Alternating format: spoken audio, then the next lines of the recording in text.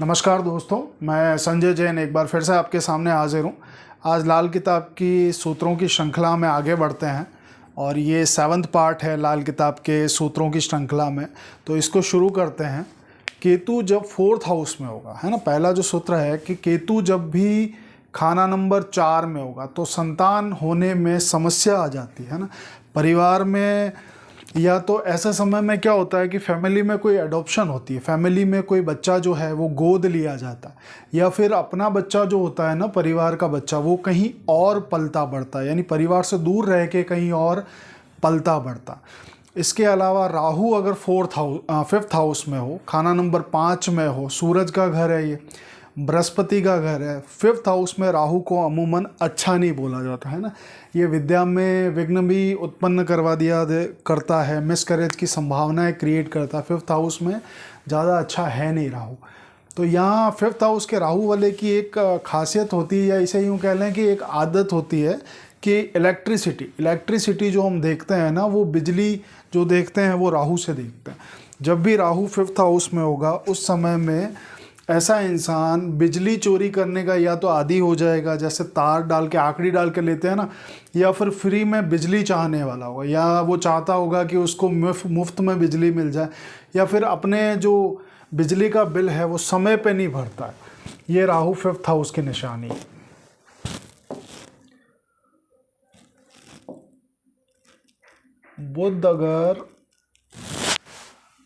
बुध 8th house में हो, खाना नंबर 8 में बुध हो, मंगल के घर में, मंगल का घर 1st हाउस है, 8th हाउस है, और मंगल के घर में जब भी बुध होगा मंगल वध क्रिएट कर देता है, क्योंकि मंगल का एनिमी प्लैनेट है। शनि मंगल दोनों का घर है 8th हाउस, और ऐसे समय में बुध से जुड़ी हुई चीज़ उसके घर पे पड़ी होती है, या तो माता की कोई फ़ोटो पड़ी हुई होगी या फिर चुनरी पड़ी हुई होगी।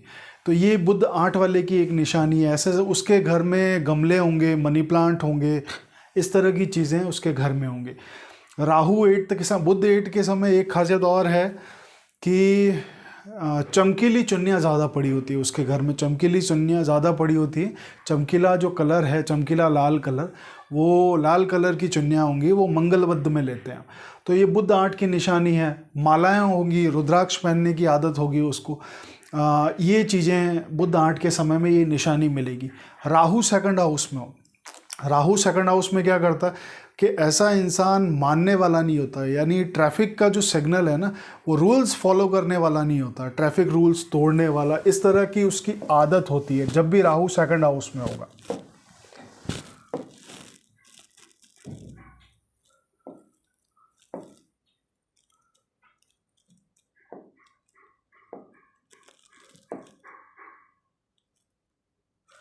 राहु 3rd हाउस में होगा। 3rd हाउस की एक निशानी बहुत अच्छी बताता हूँ मैं। वैसे राहु अमूमन कहीं भी मंदा हो उस समय, तो मैंने बताया कि उस समय घर में क्या होता है, बिल्ली ज़रूर आती है ना। बिल्ली जो आशियाँ हैं, बिल्ली जो जानवर है, वो प्योर राहु की आशियाँ है, राहु की चीज़ है। राहु 3rd हाउस में क्या उच्च का बोला गया है लाल किताब में 3rd हाउस में। तो ऐसे समय में राहु की आशियाँ, राहु की जो चीज़ें हैं, उनसे बहुत अच्छा वाबस्ता होता है उसका। ये बिल्ली बेनिफिशियल होती है उन लोगों के लिए। राहु 3rd में है ना, तो ज़िंदगी में या तो घर में बिल्ली का आना जाना होगा, बिल्ली कुछ खाने पीने आती होगी घर में, है ना, दूध पीने आती होगी, या खाना ढूंढने आती होगी, या उस घर में बिल्ली बच्चे जन्म देती है। ज़िंदगी में एक बार ऐसा ज़रूर होता है राहु 3 वाले के साथ में, कि या तो वो घर में अपने बिल्ली पालेगा, या फिर ऐसा होगा कि उस घर में बिल्ली के बच्चों का जन्म होता है उस घर में। ये राहु 3rd की प्योर इंडिकेशन है। तो और ऐसे समय में बिल्ली घर आती है, बहुत बेनिफिशियल है। राहु की आशियाँ हैं, चीज़ मांगने आती है, तृप्ति हो जाती है उसकी। राहु 3rd हाउस में उच्च का बोला गया, बहुत बेनिफिशियल बोला गया, क्योंकि 3rd हाउस में 2 ही प्लैनेट अच्छे बोले गए, राहु या केतु। केतु नीच का ज़रूर है। खाना नंबर 3 जो है वो राह रवानगी का है ना, इस दुनिया से कूच करने का रास्ता है वो। लेकिन राहु और केतु 2 छायाग्रह, इनको ये ताकत यहाँ मुकम्मल है। केतु भली नीच है, लेकिन 3rd हाउस में उसको नीच होने के बावजूद भी उसके अच्छे रिजल्ट कई दफ़ा देखे गए हैं। केतु 3 वाला परदेश में भटकता फिरता, ये बात सही है कि केतु 3rd हाउस में, लेकिन 3rd हाउस का उतना दोष राहु केतु को नहीं लगता। शुक्र 9 में हो तो घर में कोई ज्योतिषी होगा या योग करने वाला हो, है ना। शुक्र 9 में मंगलबद्ध बना दिया करता है, लेकिन फिर भी यहाँ पे कोई एस्ट्रोलॉजर घर में होगा या कोई योग साधना करने वाला, योग करने वाला गुणी व्यक्ति होगा। राहु 5th हाउस में हो, राहु की क्या निशानी है? 5th हाउस किसका है? सूरज है। राहु की निशानी है कि घर के बाहर में बिजली का खंभा होगा, यानी इलेक्ट्रिसिटी का पोल होगा, या फिर बिजली का जो मीटर है, बिजली का मीटर भी हम राहु से देखते हैं, बिजली का मीटर जो है वो ख़राब रहता होगा, या बहुत तेज़ चलेगा या बहुत धीरे चलेगा, है ना। या तो ख़राब होगा या तेज़ चलेगा, धीरे चलेगा। इलेक्ट्रिसिटी उसके घर के बाहर किसी न किसी रूप से दिख जाएगी, है ना। ये राहु 5th की निशानी है। राहु शुक्र 4th हाउस में क्या करता है कि शुक्र जब भी 4th हाउस में होगा, खुद स्वयं की या फिर माता की, 4th हाउस जो है माता का है, पिता, 4th हाउस से 10th हाउस, 4th हाउस और 10th हाउस मिले मिलाए रहते हैं। ये उस समय मिले मिलाए रहते हैं जब 4 और 10 में कोई प्लैनेट हो, है ना।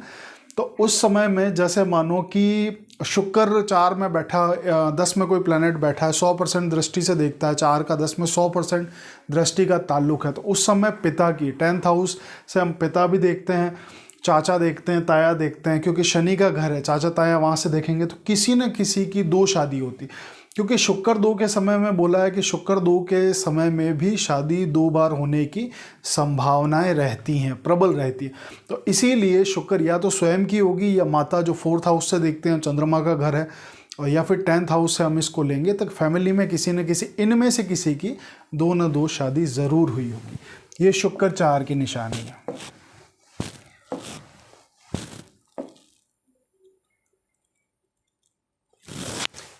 राहु 2nd हाउस में हो, 2nd हाउस जो है वो वाणी का है। राहु जब भी 2nd हाउस में होगा, राहु क्या मेलेफिक प्लैनेट है, तो ऐसे समय में वाणी जो होगी ना, बोलने का जो उसका तरीका होगा वो बहुत रूटली बात करता है, यानी सही बात नहीं करता, बहुत कर्कश बात करता होगा, तेज बात करता होगा, बोलने का उसको संयम नहीं रहता होगा, ज़बान पे काबू ना होता होगा उसके।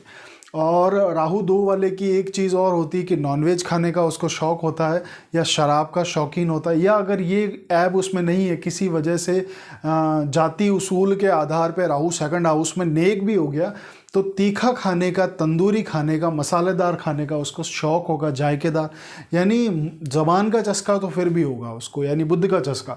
केतु पहले घर में हो, केतु 1st हाउस में, सूरज का, मंगल का घर, केतु यहाँ बैठा हुआ, सूरज को ग्रहण लगा रहा, केतु के साथ मंगल केतु बद्ध बना रहा। अब यहाँ स्वयं को, क्योंकि 1st हाउस से स्वयं को देखते हैं, पिता को देखते हैं, 1st हाउस से भाई को देखते हैं, या फिर उसका जो पूरा कुनबा है ना, कि कुनबे में किसी को पथरी की या शुगर की प्रॉब्लम होती है ना, या तो पथरी की शिकायत होगी या शुगर की प्रॉब्लम होगी।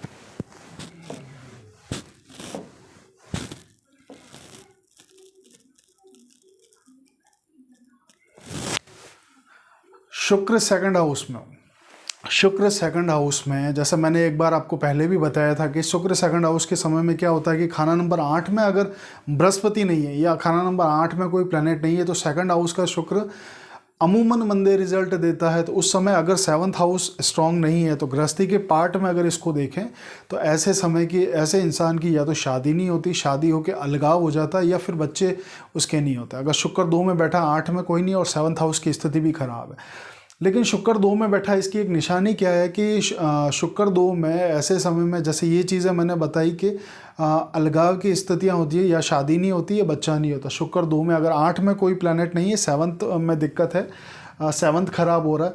इसके अलावा निशानी ये होगी कि उस घर में किसी व्यक्ति का नाम भगवान के नाम पे होता है, जैसे संतोष हो गया, लक्ष्मी हो गया, ये भगवान के नाम पे शुक्र 2 वाले के घर में कोई ना कोई इंसान ज़रूर होगा। राहु 6 में हो, 6 जो भाव है वो रोग का भाव है, तो इंसान राहु 6ठे घर में उच्च का माना गया, उच्च का बोला गया। तो 2nd समय में, 6th हाउस में होगा तो बीमार कम रहता है, या अगर बीमार भी रहता है तो बहुत जल्दी उसको रिकवरी आ जाती है, राहत आ जाती है।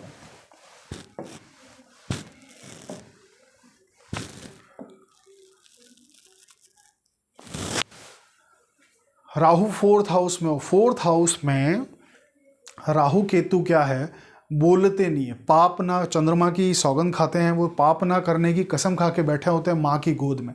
4th हाउस माँ का है, चंद्रमा का है, तो चंद्रमा जो है वो माँ है, उनकी गोद में राहु और केतु दोनों ही शांत रहते हैं जब तक उनको छेड़ा ना जाए। फोर्थ हाउस की जो इंडिकेशन है ना कि ऐसे समय में राहु अगर जन्म कुंडली में फोर्थ हाउस में है और स्पेशली जब वर्षफल में खाना नंबर 4 में आ जाए मैलेफिक होके, या फिर लगन कुंडली में भी है, तो ऐसे इंसान को परहेजदारी के तौर पे ये कहा जाता है कि अपने टॉयलेट में तोड़ फोड़ ना करें। राहु 8 में कहा जाता है कि छत को चेंज ना करें, नई छत ना डालें। अगर छत डालनी है तो पुराना मिक्सचर उसमें यूज़ करके, वही फोर्थ हाउस में भी कंडीशन है, छत जो है ना वो राहु से देखी जाती। तो जब भी अपने घर का नई छत डालने का मामला हो तो उस समय पुरानी छत का मलबा उसमें कुछ हद तक यूज़ कर लिया जाए, ताकि उस नई छत को पुरानी छत के अंदर माना जाए, नई छत ना माना जाए।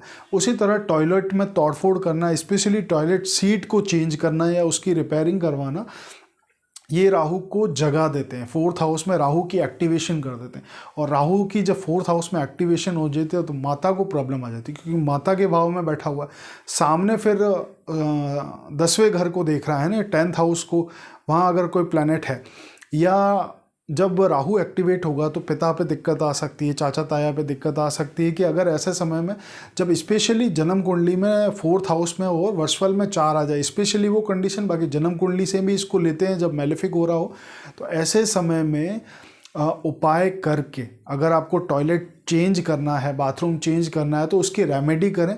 रेमेडी ये कर सकते हैं कि जब आपको टॉयलेट शीट चेंज करनी है तो उसके पहले राहु की रेमेडी कर लें कि 400 ग्राम धनिया 7 बुधवार जल प्रवाह कर दें, पहले कर दें और बाद में कर दें, है ना, ये कर सकते हैं। या 43 दिन 43 डेज़ पहले 43 डेज़ बाद, अगर मुकम्मल तौर पे इसको कंट्रोल करना है लगन कुंडली पे, अगर आपको टॉयलेट में तोड़ फोड़ आप कर चुके हैं तो एक पार्ट में भी, यानी बाद के पार्ट में भी आप इसको 43 दिन 400 ग्राम साबुत धनिया जल प्रवाह करके भी राहु के मैलेफिक रिजल्ट से काफ़ी हद तक बचाव हो जाता है।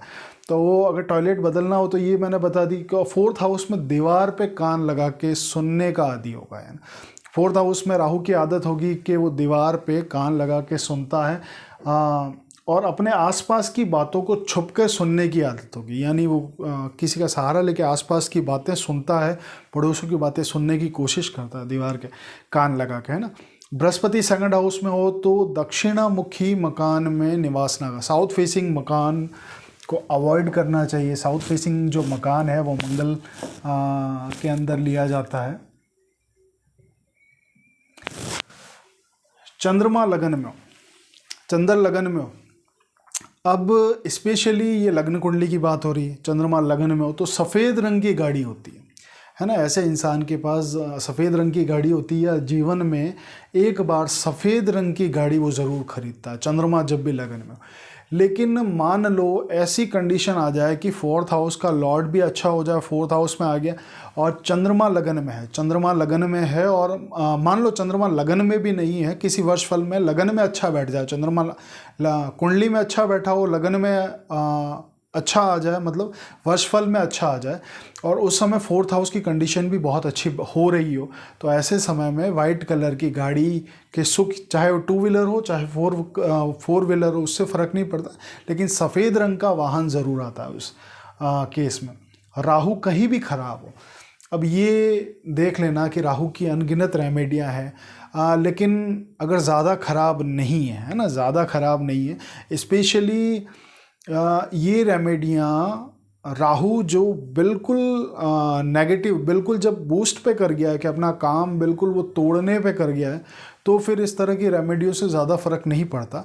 लेकिन जब राहु नॉर्मल परेशान कर रहा हो, है ना, आपको समय समय पे जो राहु की इंगेजमेंट है वो इतना परेशान नहीं कर रही, लेकिन परेशान कर रही है ना, ज़्यादा परेशान नहीं कर रही, तो उस समय में राहु खराब हो तो हार्पिक एक ले लें, नीले रंग की बोतल ले लें, और उस ब्रश लेके बुधवार को यानी केतु के दिन अपने टॉयलेट शीट को साफ़ करें, तो इससे राहु के जो थोड़े बहुत नेगेटिव रिजल्ट हैं वो इससे काफ़ी हद तक ख़त्म हो जाते हैं। थोड़े बहुत की बात इसलिए कर रहा हूँ कि पर्टिकुलर राहु की जो रेमेडियाँ हैं वो खानावार लिखी हुई है ना, उन्हीं रेमेडियों से ज़्यादा फ़र्क पड़ता है। मैं ये नहीं कह रहा कि इस रेमेडी से, ये रेमेडी बहुत अच्छा वर्क करती है राहु को कंट्रोल करने के लिए, लेकिन सिर्फ इसी रेमेडी पे डिपेंड रहना अच्छा नहीं। हाँ, ये है कि राहु को प्रसन्न रखने के लिए उसकी अधीनता स्वीकार की जा सकती है। अधीनता स्वीकार करने का मतलब ये है कि टॉयलेट शीट जब आप साफ़ करते हैं, टॉयलेट शीट जो है वो राहु है ना, टॉयलेट शीट को साफ़ करते हैं तो आपने उसकी ऑटोमेटिक उसकी अधीनता स्वीकार कर ली है ना, कि उसके दायरे से बाहर कुछ भी नहीं, तो वो आपको परेशान कर रहा है, उसमें काफ़ी हद तक इस रेमेडी से राहत आ जाती है। अगर आप बाहर कोई मेजर रेमेडी नहीं कर सकते, नहीं करना चाहते, पॉसिबल नहीं है आपके लिए, तो ये रेमेडी भी काफ़ी अच्छा बेनिफिट देगी आपको। तो ये कुछ सूत्र थे, आशा है आप इन सूत्रों से लाभान्वित हुए होंगे। धन्यवाद।